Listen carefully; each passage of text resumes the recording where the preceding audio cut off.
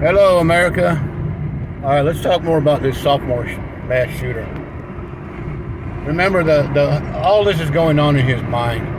So far, it's just in his mind. The things that gave him purpose to be aloof and be weird and to be, if that's the case, the hurt, the pain, the taste of violence that he got at a young age, all that's been channeled inwardly like a funnel down into his psyche. He had no way to fight it back, or he had no way to channel it back out. He was a young killer, a young lad, but he didn't even know it. Now all of a sudden growth has come in. He's growing. All growth has pain. Everything's stretching, it's growing. Your muscles are hurting, your body is aching because it's growing. It's stretching. So is his imagination. As his imagination is growing, so are the ideas in his mind. Whereas once they were funneled in and channeling in and he couldn't do nothing but just have to absorb them, now he's beginning to put up walls and block this infiltration. He's starting to say to himself, I don't have to take this nonsense anymore. He doesn't quite know what to do, but he has set up a point where all this taste for violence that he had to deal with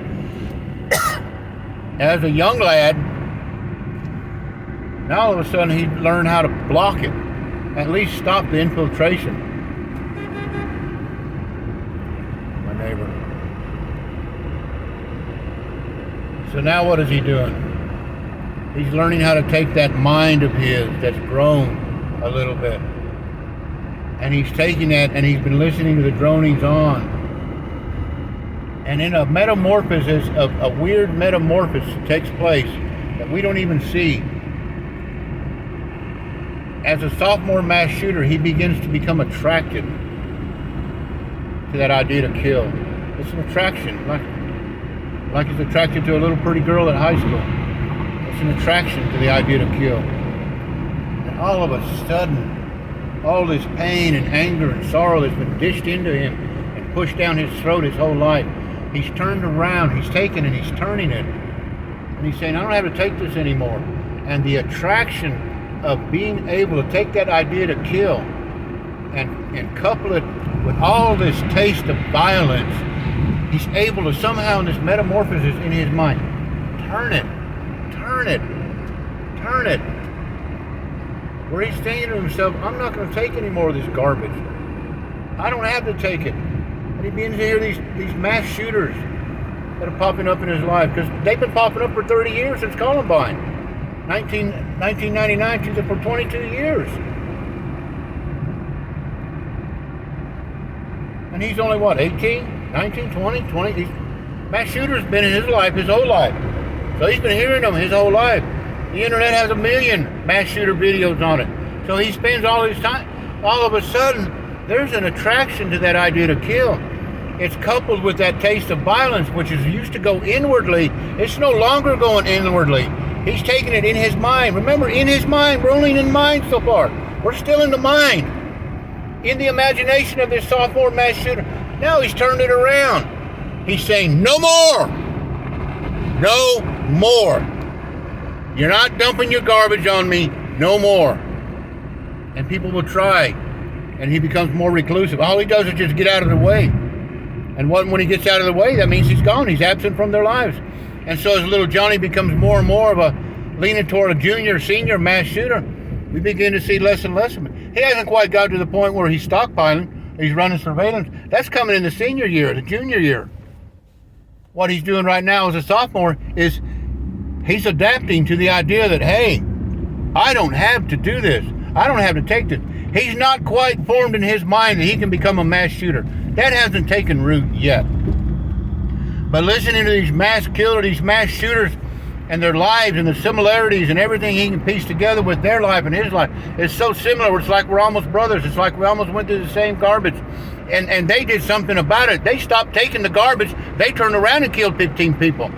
They turned around and went and shot up a parade. They turned around and went and shot up a school. They put a stop to it, and so am I.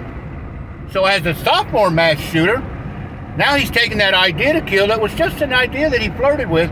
He's coupled it now with this endless barrage, this taste of violence he had funneled into his life.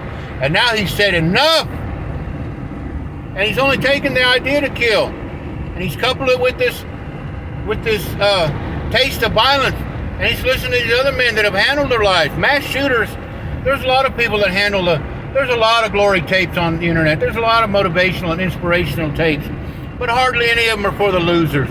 Hardly any of them are for the weirdos. Hardly any of them are for the little short guy or the this or the that guy that's been neglected his whole life. There's not many. They're always for the athlete or the superstar or the one that's doing good or the one that has great parents. There are rarely any of them except mass shooters that a little guy can latch a hold of. When I say a little guy in his mind, grab a hold of and be motivated by it. Now all of a sudden, this nobody, this nothing of an individual has got a motivational speaker speaking to him daily in the form of a mass shooter. A dead mass shooter, granted. And the list is endless. Go down through them. Cho shooting up Virginia Tech and his insanity, his manifesto. All the way back to Kaczynski blowing people up from his shed. Cho, Paddock shooting up the festival. Lanza in the movie house. My God, Sandy Hook. Klebold Harris. And on and on and on. Huntington Park. And on and on. And endless. The bars down in Florida. Endless. But the similarities outweigh the differences. And every time there's one that pops up, he listens. He puts that ear intently. And the more he listens, the more it makes sense that I don't need to take this nonsense anymore. I can stand my ground and fight this. And the more he listens, the more he becomes callous to the morality of it, that it's wrong. Because it's just so prevalent and so an everyday thing. And so everywhere you turn and you look, there's mass shooters. And we just become numb to it because we don't know what to do about it. So the mass shooter, who's a freshman, a sophomore, a junior, a senior, they sit there. Now they've got their motivational speaker in the form of talking head. Now they've got their hero in the form of dead mass shooters, because they've got somebody that has taken their cause and what they want to do, and that's get back at the world that's gotten them. And now they have a purpose. When that sophomore finds purpose in his life and can turn the tide of all that agony that's been going in his life, and he turns the tide around, and he points it outwardly, and he says no more. And in his mind, only in his mind, he's able to say, change is coming to my life, but I'm not doing this no more. I'm not taking this garbage no more. I don't have to. Look what they did. These other mass shooters, they struck out.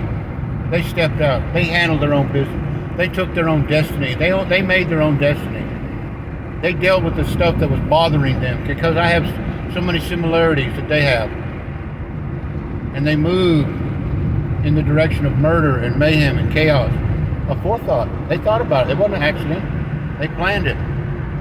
And as a sophomore, when he graduates to his junior year, he can only graduate as a sophomore when all of a sudden the mass shootings and all this killing and all this other stuff against moral decency makes sense to him. And when it starts making sense to him and to his mind, which is absorbing it like a sponge, all of a sudden he becomes the most dangerous individual on the planet, because now he's about to step into his junior year, because now his life has purpose. And when your life has purpose, you're dangerous. That's enough for now.